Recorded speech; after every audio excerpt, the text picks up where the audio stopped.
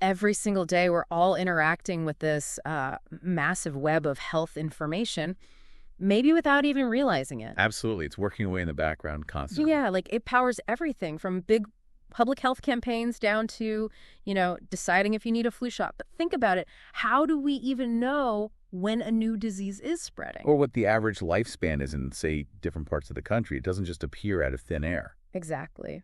So what is this sort of invisible engine, and where does all this crucial data actually come from? It's really the bedrock, isn't it? The Yeah. foundation.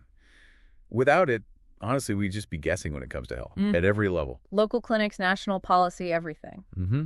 Okay, so welcome everyone. This is our deep dive today. We're basically setting out to pull back the curtain on health information. Yeah, we want to unpack what it actually means, what it's trying to achieve its objectives, and importantly, what it needs to function properly. And the types of data involved, which are surprisingly varied. Plus, maybe the most interesting part, the actual sources.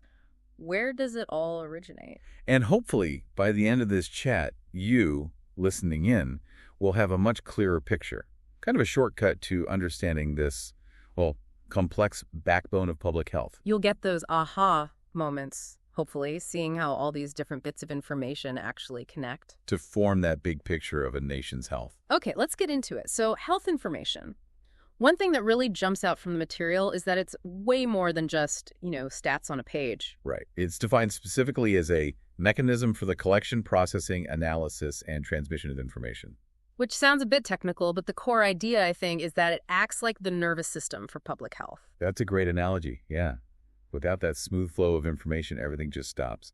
Crisis response, planning for the future. It would grind to a halt. And what I found fascinating is how the sources describe it, not just as part of health services. No, it's called an integral part of the national health system. Even a basic tool of management and societal progress. That's huge. Societal progress. It affects, the economy, social development. Which it does, really, when you think about its foundational role. It's fundamental. So it's clearly about much more than just counting cases of the flu. If it's that fundamental, what are its core goals? What's it aiming for? Well, the sources lay out some pretty clear objectives. Mm-hmm. The information it generates has to be trustworthy. Reliable, relevant, up-to-date. Adequate, timely, and complete. Yeah. Basically, usable for everyone from a local clinic manager right up to national policymakers. They need solid data to work with. Exactly. And beyond just management, it's also meant to be a learning tool for health professionals, supporting education, guiding how effective services are. Which raises a big question. What does it actually take to build a system that can do all that? The requirements seem quite specific. They really are. It needs to be population-based. That's key. Meaning it covers everyone, right? Not just people who happen to show up at a doctor's office. Precisely. And it needs to avoid unnecessary agglomeration of data. That sounds like jargon for don't just collect stuff for the sake of it. Pretty much. Focus on what's actually useful, what's actionable. Nobody needs more data noise. Especially not with complex health information. And critically, it should make provision for the feedback of data. This is so important. So the information doesn't just go up the chain, it comes back down. Exactly. It needs to get back to the people on the ground who can use it to make actual improvements. That feedback loop is crucial for making health services better over time. That makes total sense. Okay, so we know what it aims for and what it requires. What kind of information are we actually talking about here? The scope seems massive. It really is broad. The sources list things like, the basics. Demography, population size, structure, and vital events. Births, deaths, marriages, the fundamentals of life changes. And environmental health stats, core health status indicators like mortality rates, morbidity, that's sickness rates, and even quality of life measures. Which can be quite subjective, but really important. Definitely.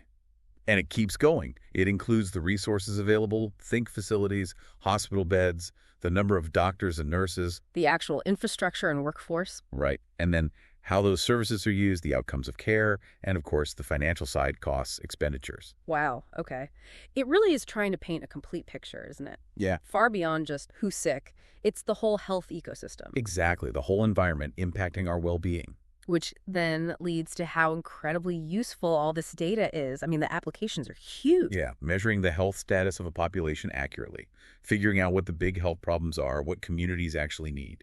And something I found really powerful, using it for comparisons, both locally and globally. That global comparison piece is huge for spotting trends and, learning from what works elsewhere. Absolutely. And then there's the practical day-to-day stuff. Right, the planning, the admin, managing services effectively. Yeah. And then checking rigorously if they're actually working efficiently. Making sure money and effort aren't wasted. And there's another layer, too, assessing patient attitudes and satisfaction, making sure it's not just functional, but actually patient-centered. That's crucial. And finally, of course, it's fuel for research and education. A massive tool for researchers. Okay, this is fascinating, but where does it all come from? Let's dig into the sources. They seem incredibly diverse. They really are. Let's start with maybe the most fundamental one, the census. Ah, the big count. Exactly. Described as the total process of collecting, compiling, and publishing demographic, economic, and social data for everyone in the country. Usually every 10 years, right? Typically, yeah. And its big advantage is that comprehensive population data. You know exactly who makes up the population. But the downside? Well, it's massive. So getting the full results takes time, a lot of time. You're often working with data that's already a few years old, maybe even close to a decade old by the time the next one rolls around. Right. It's like having a map, but the landscape has changed quite a bit since it was drawn. Precisely. Then you have vital records. Births, deaths, marriages, the official registrations. Yep. And the material mentions systems like India's sample registration system is a good example.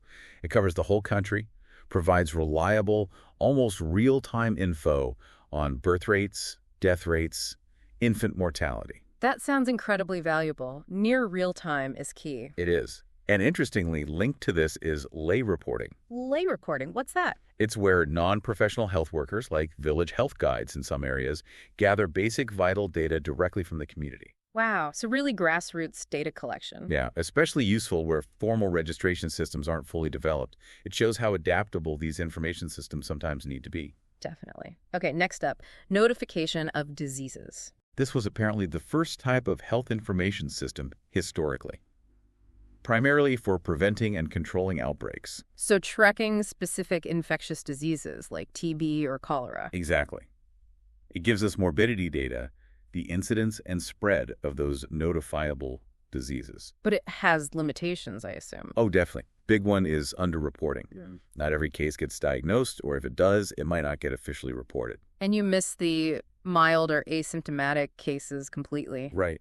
Plus, it really depends on having good diagnostic facilities available and being used. So it's foundational, but you're only seeing part of the picture. That partial view idea seems common, like with hospital records. Very much so.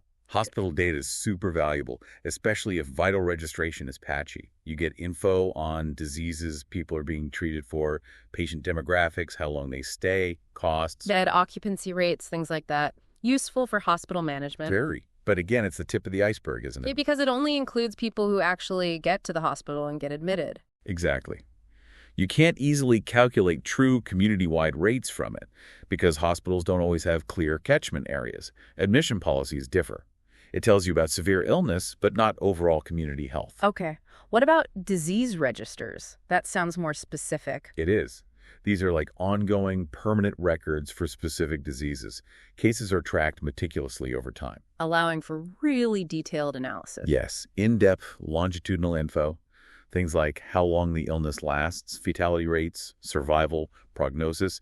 Think registers for cancer or stroke or TB. Like a long-term biography of a specific disease in the population. That's a good way to put it. And then there's record linkage, which sounds powerful. Bringing together different records for the same person from different times or places. Exactly. Linking, say, a birth record, later hospital visits, maybe a disease registry entry for one individual. What's the benefit of that? Huge for research, especially for spotting associations between different conditions, which might point to underlying causes, the etiology.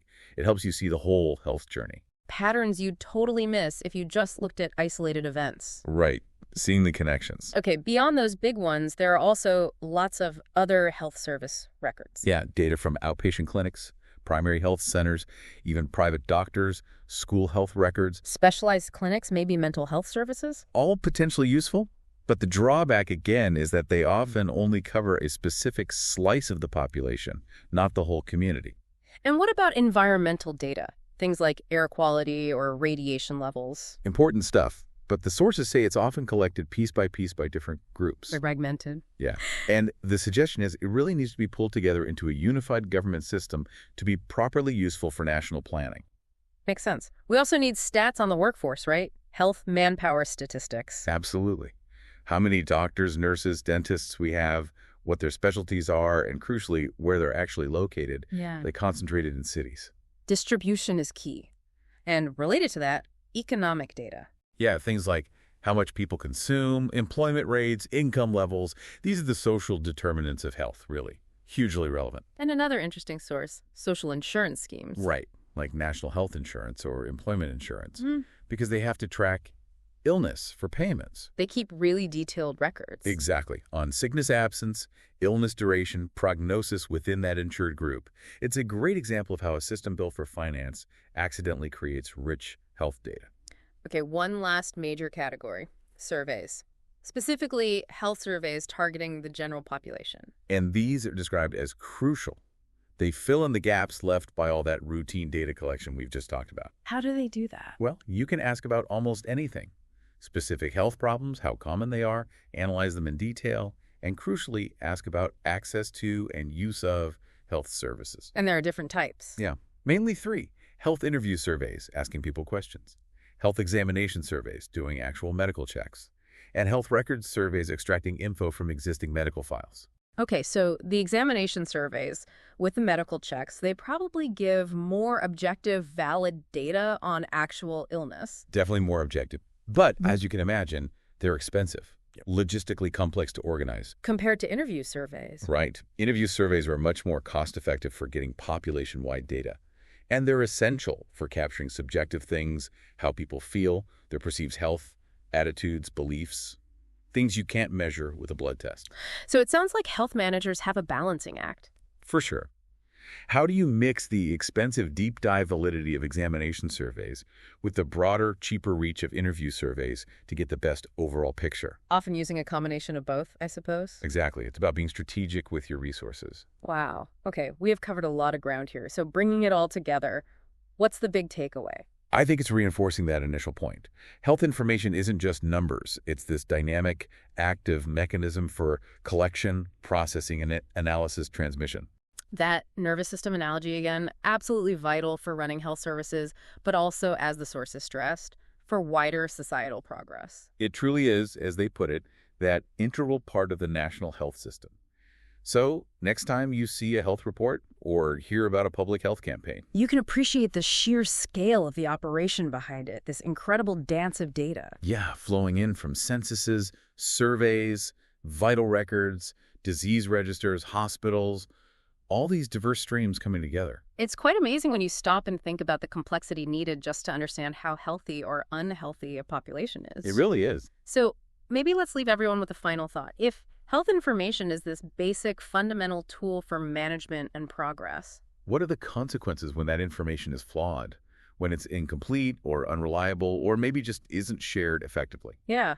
And thinking about all those sources we discussed from the very local, like lay reporting, right up to massive health examination surveys, what's next? Are there new frontiers emerging in how we gather or use health information? Could new technologies or data sources radically change how we understand and improve health across the globe? Something to ponder.